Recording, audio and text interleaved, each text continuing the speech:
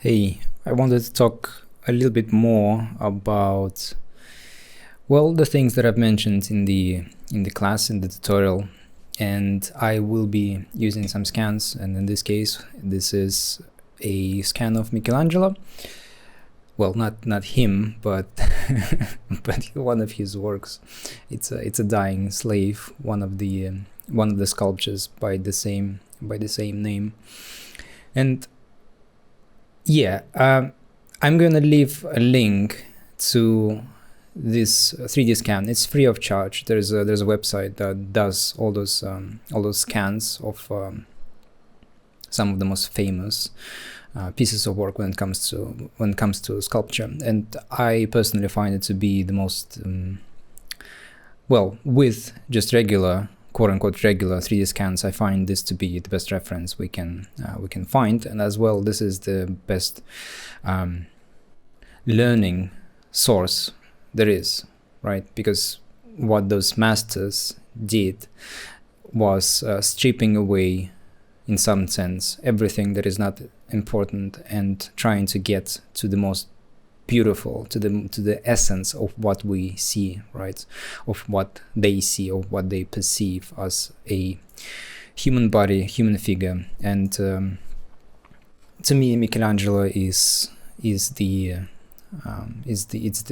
master. I don't think there is anybody who is better than him.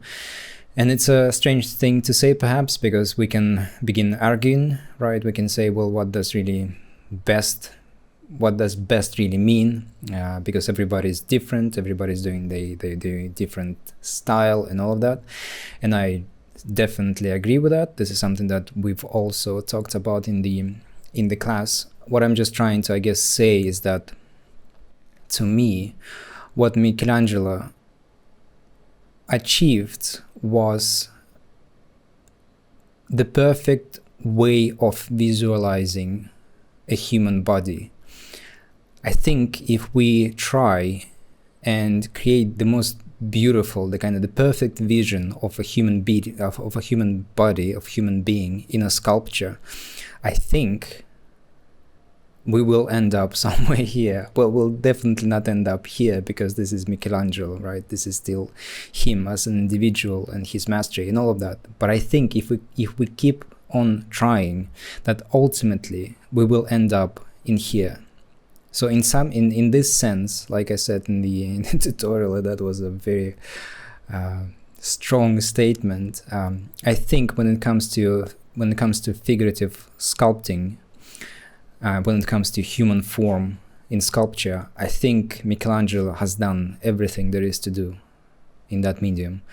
I think everything that came after that was either trying to copy what he's done, right? And I think in some sense, Bernini, for example, he was doing that, just a little bit more simpler in some sense, right? Just kind of cleaner, but not in a good way, in my opinion. Cleaner, it's more technical, it's more sterile, still amazing, don't get me wrong, but not as amazing as what we see here. And everything else that follows is, in my eyes, it's almost like an attempt to break away from this, right? Because, well, how can you go further than that?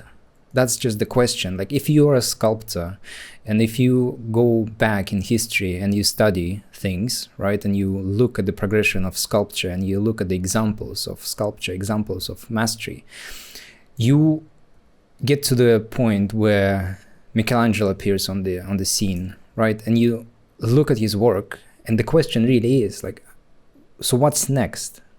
Like, how can you go beyond this? What can you possibly do to make a human body looking better than what we see here? And like I said, in my opinion, that's just not possible. It's simply not possible, because this is the perfect human body.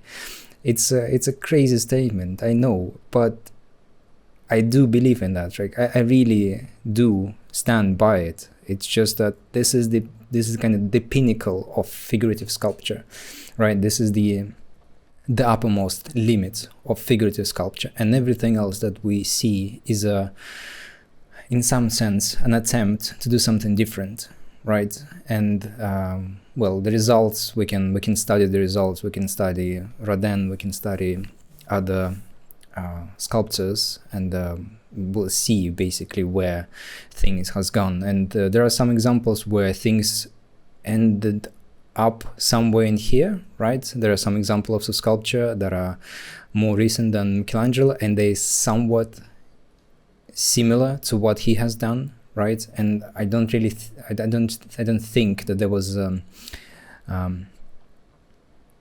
conscious attempt to copy him. There was just a simple studying of him, realizing certain things, realizing that yes, this is looking just so amazing that there is almost no need to invent something else, right? It just almost trying to do something as good as this, not the same, right? Not copy it, but as good as this, when this is the best that there can be.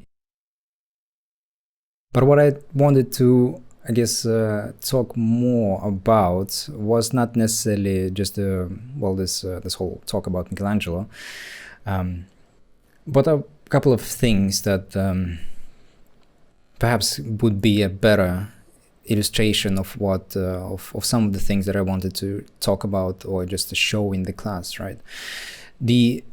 To me, the point of organic sculpture is, well, when it comes to industry, right, it's the execution.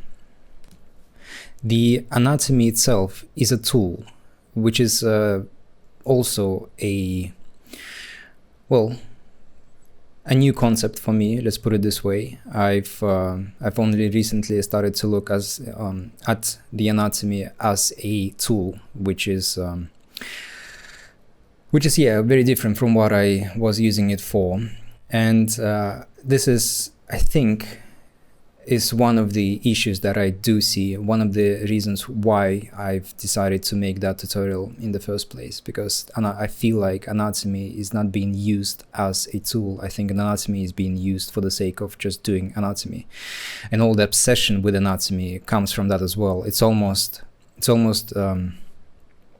doing things because we know what we are doing, if that makes any sense, right? That we are so clever that we can create something and we can point out that this is this muscle, right? This is that muscle, this is this thing, this is that thing. And in reality, that doesn't really have any value, except for the value that we ourselves put onto it, right? That we are, in some sense, we're clever, we know anatomy.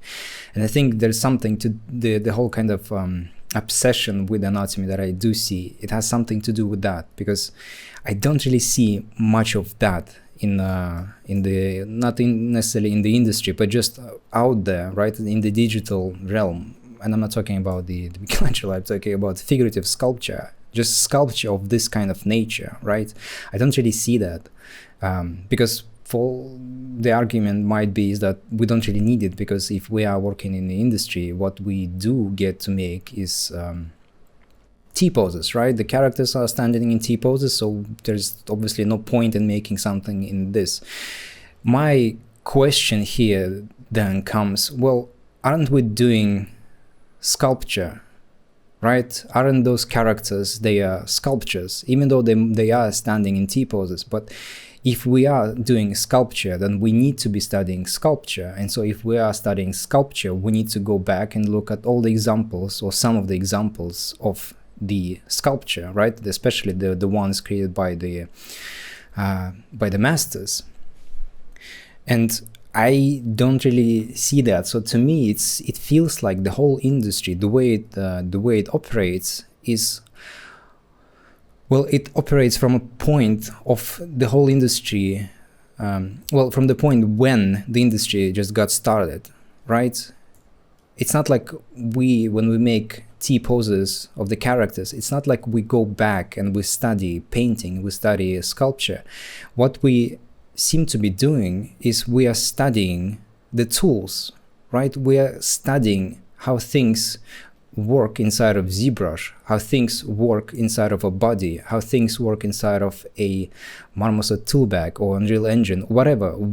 I feel like we're just getting obsessed with the tools, right? And we're missing the crucial part, which is just the visual part, right? The aesthetics, the feeling that we get from when we make something. And so if we want to achieve something visually stunning, then what we need to be doing is we need to be studying, we need to be looking at what makes things beautiful, right? At what makes things work. We shouldn't be so caught up with all those tools, right? With all the anatomy for the sake of anatomy.